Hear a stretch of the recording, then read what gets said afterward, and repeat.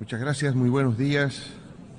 Saludamos al hermano Emomali Rahmon, presidente de la República de Tayikistán y copresidente de esta conferencia. Al hermano Willem Alexander, rey de los Países Bajos y también copresidente de esta conferencia. Al hermano Shaba Korosi, presidente de la Asamblea General de Naciones Unidas. A la hermana Lachesara Stoeva, presidenta del ECOSOC, al hermano Antonio Guterres, secretario general de las Naciones Unidas, a los jefes y jefas de Estado y Gobierno, hermanas y hermanos de movimientos sociales, sociedad civil y pueblos indígenas del mundo. En primer lugar, deseo expresar mi agradecimiento a la República de Tayikistán y al Reino de los Países Bajos por la excelente preparación de esta conferencia en su calidad de coanfitriones. Para el Estado Plurinacional de Bolivia, este evento tiene una relevancia histórica por ser la segunda conferencia del agua que se realiza en el marco de las Naciones Unidas luego de más de 46 años.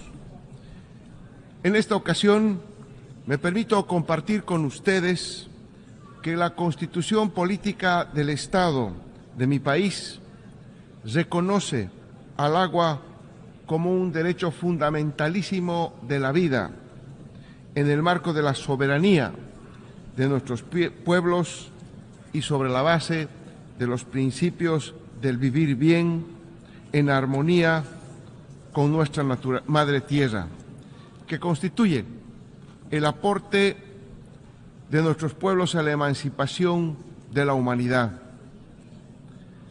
Este reconocimiento constitucional es fruto de la lucha del pueblo boliviano, que en el año 2000 se movilizó en la denominada Guerra del Agua, logrando por primera vez en la historia que se prioricen los derechos de los pueblos por encima de los intereses de las empresas privadas que pretendían, a tono con el entonces vigente modelo neoliberal, convertir a este recurso natural en una mercancía más.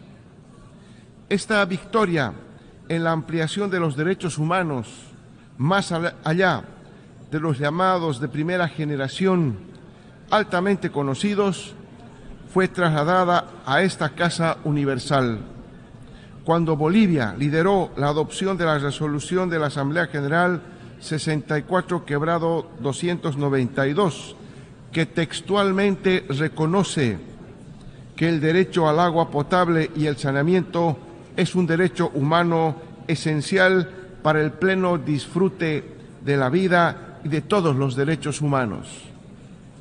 Hermanas, hermanos, hoy, después de haber logrado importantes resultados en el marco de los Objetivos de Desarrollo del Milenio y los avances en la implementación de la Agenda 2030, todas las naciones del mundo estamos aquí para evaluar el camino recorrido y asumir compromisos frente a aquello que todavía nos falta por hacer. El Estado Plurinacional de Bolivia reconoce la importancia del agua como un elemento indispensable no solamente para la vida de los seres humanos, sino también para la subsistencia de nuestra madre tierra. Y sin un cambio radical del rumbo que seguimos, producto de una crisis multidimensional del capitalismo, la humanidad y el planeta están amenazados de muerte. Según los datos de organizaciones especializadas, para el año 2050 el planeta tendrá una población mundial de aproximadamente 10.000 millones de habitantes, lo que implicará una mayor demanda de alimentos en un 50% de acuerdo a los datos de la FAO. Bajo las tendencias actuales, por ese mismo año, la demanda de agua también se habrá duplicado, considerando que más de un tercio de la población mundial vive en regiones con escasez de agua y más de la mitad de la población mundial estará en riesgo debido a este estrés hídrico. En consecuencia, cientos de millones de personas sufrirán la tragedia de ser desplazados con profundas pérdidas y daños que se causarán globalmente.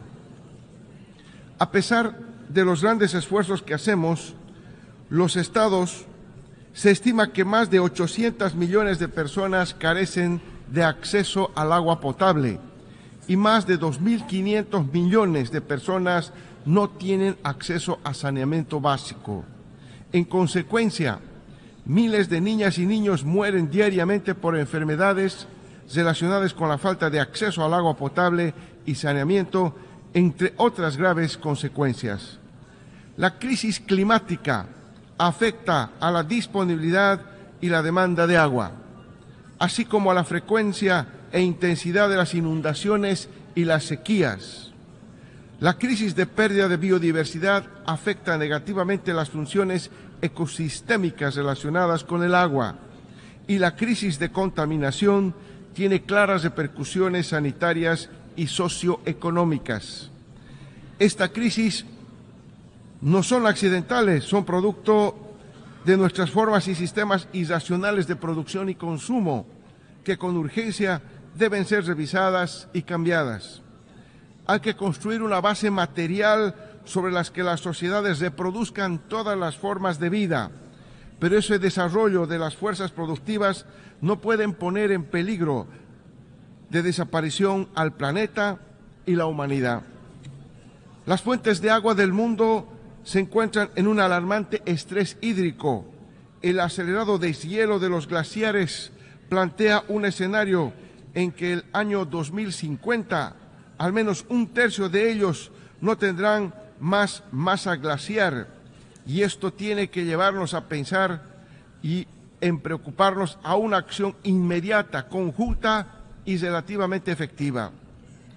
Esta crisis climática también se traduce en los efectos niño y niña, que no solo afecta el ciclo agrícola, sino que claramente evidencia lo urgente de tomar medidas para paliar la falta del agua en todas las regiones que enfrentan este problema.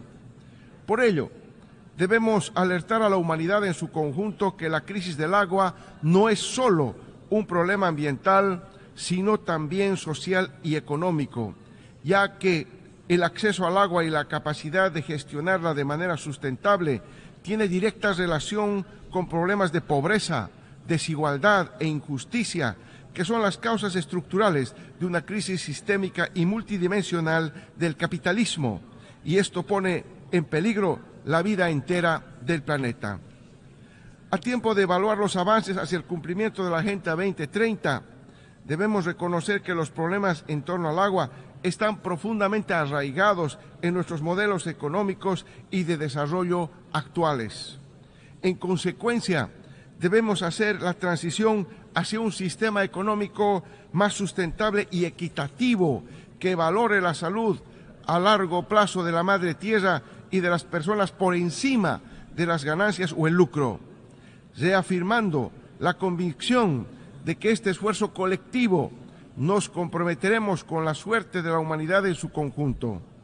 Esto significa que para transformar la realidad que enfrentamos debemos pasar de un sistema que prioriza la producción y reproducción del capital a un sistema que priorice la producción y reproducción de la vida. Asimismo, debemos reconocer que la carga de esta crisis del agua recae de manera desproporcionada sobre las comunidades vulnerables, en particular en los pueblos indígenas originarios campesinos, las mujeres, las niñas y los niños. Por lo tanto, cualquier solución que propongamos debe priorizar las necesidades de estas comunidades con equidad y justicia social, económica y ecológica. Si queremos un futuro viable para las generaciones presentes y futuras, necesitamos redoblar las acciones y los compromisos para cambiar el sistema, concibiendo que otro mundo es posible si nosotros lo hacemos posible. En este sentido, para restaurar el equilibrio de los ríos, lagos, acuíferos y sistemas de vida vinculados al agua de nuestro planeta, con base en la sabiduría de los pueblos que conforman nuestro Estado plurinacional de Bolivia y sus organizaciones sociales, expresada en diversos espacios de consulta en preparación para esta conferencia, hacemos un llamado a tomar las siguientes acciones. 1. Reafirmar el derecho del agua potable y el saneamiento como un derecho humano esencial para el pleno disfrute de la vida y de todos los derechos humanos, como fue establecido en la resolución 064/292. Esta resolución debe ser respetada y fundamentalmente garantizada para todas las personas y sus sistemas de vida, precautelando también su derecho al desarrollo integral y sostenible, erradicando la pobreza en sus múltiples formas y proporcionando respuestas institucionales adecuadas ante futuras pandemias y otras crisis. 2. Reconocer en la próxima Asamblea de la Tierra del año 2024 que el agua es el centro de la vida, estableciendo además a los ríos, lagos, glaciares, acuíferos, cuencas, sistemas de vida vinculados al agua y la madre tierra como sujeto colectivo de derechos, escuchando su vulnerabilidad y haciendo eco de la amenaza actual que sufre su existencia en todos los lugares del mundo. 3. Crear un mecanismo intergubernamental permanente del agua en Naciones Unidas que promueva el manejo, la gestión y la conservación del agua, la erradicación de la pobreza y el desarrollo integral en el marco del cumplimiento de los objetivos internacionales acordados relativos al agua, fortaleciendo los compromisos políticos, económicos, sociales, ambientales y culturales, priorizando siempre el interés colectivo por encima de otros. 4.